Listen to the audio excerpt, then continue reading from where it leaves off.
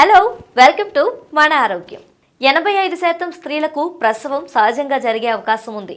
స్త్రీ శరీర నిర్మాణం దానికి అనువుగానే ఉంటుంది. కేవలం 15% వారికి మాత్రమే ఆరోగ్యరీత్యా ఇతర కారణాల వలన ఆపరేషన్ చేసి బిడ్డను తీయాల్సి వస్తుంది. నేటి తరంలో కొందరు నొప్పులు, ఆందోళన ఎవరు పడతారు అని ఆపరేషన్ కావాలని కోరుకుంటున్నారు.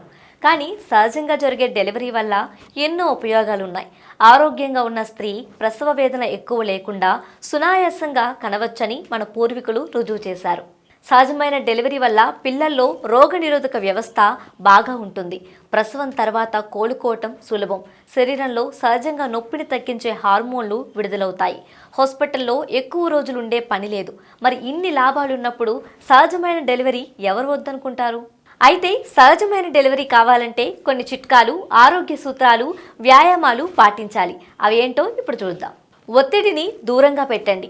అనవసరమైన ఒత్తిడి, నెగిటివ్గా ఆలోచించటం, ఆందోళన పడటం అస్సలు పనికిరాదు. మనసు నిర్మలంగా, హాయిగా ఉంచుకోండి.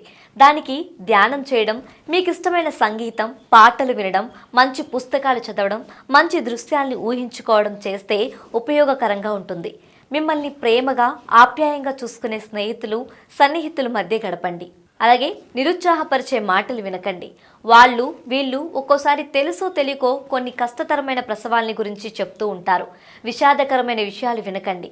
ఎక్కడో 100కి 1,000కో ఒక్క డెలివరీ కొన్ని అనివార్య కారణాల వల్ల విషాదం సంభవించవచ్చు. కానీ మనకి ఏమీ కాదు అని గట్టిగా మనసులో అనుకోవాలి. అదేవిధంగా అవగాహన పెంచుకోండి. భయాన్ని, బెరుకుని పోగొట్టేది అవగాహన.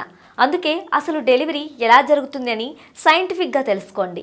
ఇన్ని లక్షల మంది ఈ భూమి మీద పుట్టారంటే అది భయంకరమైనది కాదు. భయం అనవసరం. ఇంట్లో ఉన్న పెద్దలతోనో, అమ్మతోనో చర్చించండి. ఇక బాగా నీళ్లు తాగండి. గర్భిణీలు ఎక్కువ నీళ్లు తాగితే సహజమైన డెలివరీ సాధ్యం.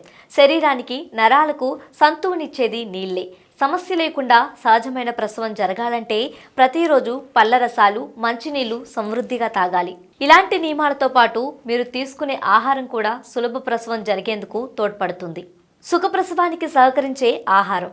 ఆరోగ్యకరమైన తల్లి ఆరోగ్యకరమైన బిడ్డనివ్వగలదు. మరి ఆమె తినే ఆహారం మీదే ఆమె ఆరోగ్యం ఆధారపడి ఉంటుంది. అలాంటి ఆహారం ఏమిటో ఇప్పుడు తెలుసుకుందాం. కూరలు, పళ్ళు. తాజా కూరగాయలు, ఆకుకూరలు, పళ్ళు, ప్రోటీన్ ఎక్కువగా ఉన్న ఆహారం తీసుకోండి. ఐరన్ ఉన్న ఆహారం. గర్భిణీలకు ఎక్కువ ఐరన్ అవసరం. సమృద్ధిగా ఐరన్ ఉండే ఆహారం తినాలి. సులభంగా జీర్ణమయ్యే మాంసం, ఆకుకూరలు తినవచ్చు. చేపల వంటి జలచరాలు తింటే మంచిది. అదేవిధంగా కొన్ని రకమైన పళ్ళు. పళ్ళల్లో కొన్ని యునిభాగాన్ని సాగడానికి సహకరిస్తాయి. బ్రొమీలియన్ బాగా ఉండే పదార్థాలు తినాలి. ఉదాహరణకి మామిడి పండు, అనాస అంటే పైనాపిల్ పండు వంటివి. ఇవి మరీ మోతాదు మించి అతిగా మాత్రం తినకూడదు. మరి కారం తినవచ్చా?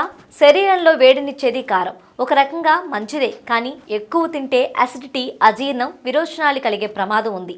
కొన్ని ఆహార నియమాలు. చక్కెర తగ్గిస్తే మంచిది. రెటినాల్ ఉన్న ఆహారం పనికిరాదు. అలాగే వీధుల్లో బండి మీద అమ్మే తినుబండారాలు అస్సలు తినకండి. రకరకాల ఇన్ఫెక్షన్స్ రావడానికి ఎక్కువ అవకాశం ఉంది. కాబట్టి వాటికి దూరంగా ఉండాలి. గర్భవతిగా ఉన్నప్పుడు కదలకుండా కూర్చోవలసిన అవసరం లేదు.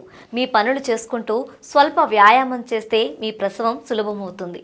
ఆరోగ్యవంతమైన జీవితం కోసం మనం పాటించాలి కొన్ని నియమాలని. చిన్ని చిట్కాలతో చింతలేని జీవితాన్ని ఎలా గడపాలి అనే దానికి వీక్షిస్తూనే ఉండండి మన ఆరోగ్యం యూట్యూబ్ ఛానల్. మరిన్ని ఆరోగ్య సూత్రాలకు సబ్స్క్రైబ్ చేసుకోండి.